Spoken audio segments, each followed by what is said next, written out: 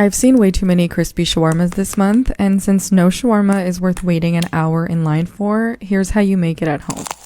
For the marinade, combine lemon juice, olive oil, yogurt, Turkish hot pepper paste, minced garlic, and a bunch of spices, and I like to go in with a mixture of chicken thighs and chicken breast. Line the chicken on some bamboo skewers, then bake it in the oven covered for about 30 minutes and broil or hit it with a blowtorch for that smoky flavor. Slice it thin and add it all back into those chicken juices. Combine toum and mayo for the creamiest garlic sauce, and for that magical crispy coating, it's vegetable oil, pomegranate molasses, sumac, za'atar salt, and Turkish hot pepper paste. Layer everything over some fresh pita bread, going in with pickles, that juicy chicken, and pomegranate molasses. Get these in a pan on a medium, not high heat. You want them toasted, not.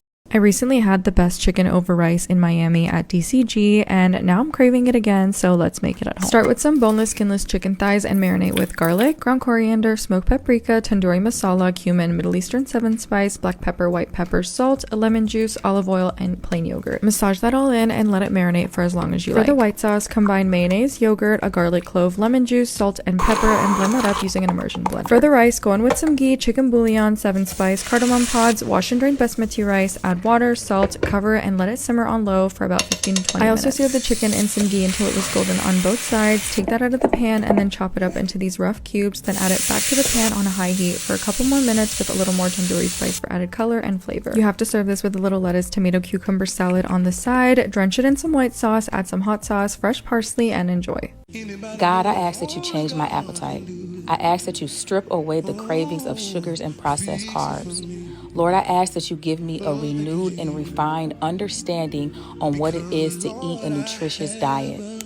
Lord, allow me to crave things that are healthy for my body, things that are beneficial for my body, things that fuel my body, and things that make me feel good.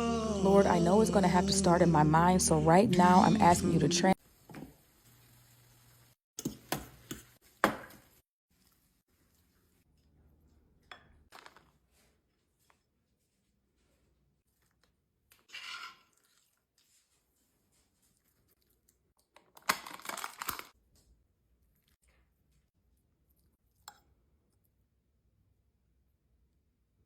To marinate chicken properly, you have to typically do it overnight or a day in advance. I'm going to show you how to use a little food science to do it much quicker. When it comes to marinades, everyone thinks the recipe that you use is the most important part, but that's not necessarily true. What really matters is how much time the protein spends in the marinade, and if you're anything like me, you don't have the patience for that. So to speed this process up, add your marinade and chicken to a marinating specific container. Take your handheld vacuum sealer attachment off of the Food Saver Handheld Plus vacuum sealer. Push the marinade button and let it do its thing. This will create a vacuum in the protein, sucking the marinade into the actual meat, and as soon as that attachment stops, you're ready to grill. And yes, this works on any type of protein. I don't know if it's the Midwest girly in me or the meal prep gym girly in me, but anytime it's getting cold, I'm making chili. So let's make my favorite chili. And it's packed with protein. You're going to start off by cutting up onion and garlic and then put in your lean ground beef. And then I'm going to start seasoning it with seasoned salt, smoked paprika, onion powder, garlic powder, red chili flakes, and then salt and pepper. And I always taste as I go. I then put in half a can of tomato paste and then 2 cans of no salt added diced tomatoes. Then you're going to add in your beans. I did 1 can of kidney and black beans. And then to add even more protein, I put in half a thing of beef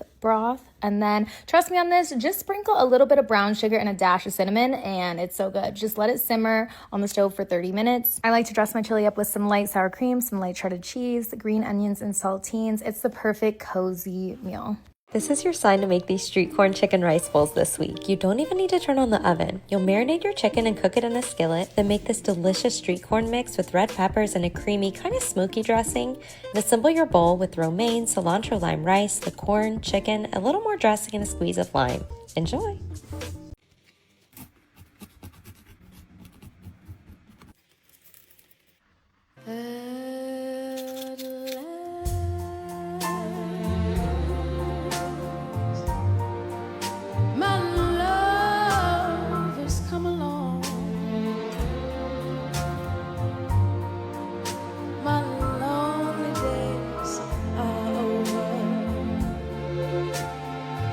Every time I'm looking up a recipe, I want to know how the blacks are making that thing. I don't give a fuck if I am looking up how to make sushi. I want to know how black people sushi recipes, black people baked chicken recipes, black people healthy and easy recipes, black people dessert recipes. I don't give a fuck what's being made.